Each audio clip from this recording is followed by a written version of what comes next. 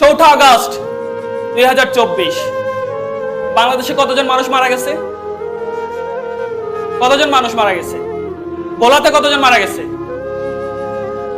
চট্টগ্রাম পলিটেকনিকের একটা ছেলে, লক্ষ্মীপুর তার বাড়ি, রায়পুরা। 4 আগস্ট 3 আগস্ট সে তার মাকে বলছে যে মা, আমার শহীদ হওয়ার জন্য ইচ্ছা করে, আমি শহীদ হতে চাই। পৃথিবীর কোনো মা কি তার বাচ্চা শহীদ হতে চাক এটা মাকে বললে মা রাজি হবে? মা বলছে আমি শহীদের মা হওয়ার দরকার নাই, তুমি বেঁচে থাকো, তুমি আমার কলিজার ধন। ওই ছেলে বলল মা তুমি তো বুঝো না শহীদের মর্যাদা আল্লাহর কাছে কত বড়, তুমি তো বুঝো না। বলছে আমার বুঝার দরকার নাই, আমি চাই তুমি বেঁচে থাকো। সে কোনোভাবেই মানবে না মায়ের কথা। বাবাকে বললো যে বাবা, মা তো আমাকে কোনোভাবেই ওই আন্দোলনে আমাকে যেতে দিতে চায় না। অনেক ভাবে বুঝাইলো মাকে, মা রাজি হয় না। দেন বাবাকে দিয়ে বলাইলো, বললো যে ঠিক আছে বাবা তুমি যাও, তবে তোমাকে কথা দিতে হবে তুমি ফিরে আসবে আমার কাছে। বললো যে তুমি আমাকে ফু দিয়ে দাও, আয়াতুল কুরসি পড়ে। মা তাকে ফু দিয়ে দিল 4 আগস্ট। সে তার মায়ের কপালে একটা চুমু দিল, দিয়ে চলে গেল। মা স্কুলে গেল, মা হচ্ছে স্কুলের শিক্ষিকা। স্কুলে গেল, বিকালবেলা মা যখন স্কুল থেকে বাসে আসলো, তার ছেলে আসে নাই, ছেলের লাশ আসছে। 9টা বুলেট ওই ছেলেটাকে ঝাঁঝরা করে ফেলছে। ওই মায়ের সাথে ওই বাবার সাথে আমি দেখা করেছি। আমি ওনাকে গিয়ে বলছি যে খালাম্মা আপনার ওসমান চলে গেছে, আমরা প্রত্যেকে আপনার ওসমান।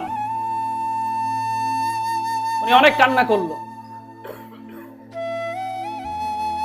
তখন ওই ছেলেটার আমি ফেসবুক একটু দেখলাম, এত অসাধারণ একটা ছেলে। তার গান ছিল, আপনারা অনেকেই জানেন, সে চমৎকার একটা গান গাইতো। ওই শহীদ হওয়ার কয়েকদিন আগে তার ফেসবুকে প্রচুর ইসলামী গান সে গাইতো।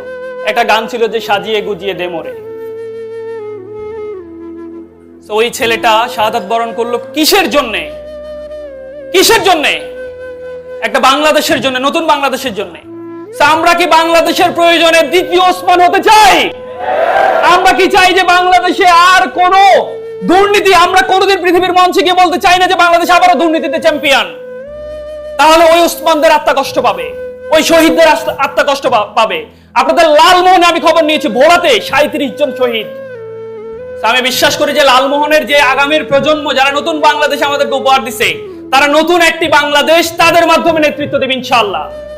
পারবো ইনশাআল্লাহ। একটা চমৎকার উন্নত বাংলাদেশ চাই, যেই বাংলাদেশে ন্যায় থাকবে, ইনসাফ থাকবে, জাস্টিস থাকবে। যেই বাংলাদেশের রাষ্ট্রনায়করা, আমাদের যারা লিডার হবেন, রাজনীতিবিদরা, তারা বাংলাদেশকে উন্নত বিশ্বের দিকে নিয়ে যাবে। আমরা জেনারেশন সেই বাংলাদেশ দেখতে চাই। চাই তো ইনশাআল্লাহ? তোমাদের এই স্বপ্ন, আমাদের এই স্বপ্ন পূরণ করবে আমাদের রাজনীতিবিদরা। আজকের এই আয়োজনের জন্য লালমোহন ইঞ্জিনিয়ার সোসাইটিকে অনেক অনেক ধন্যবাদ। আমি জোরে একটা করতালি চাই তাদের জন্য। আসসালামু আলাইকুম ওয়া রাহমাতুল্লাহ।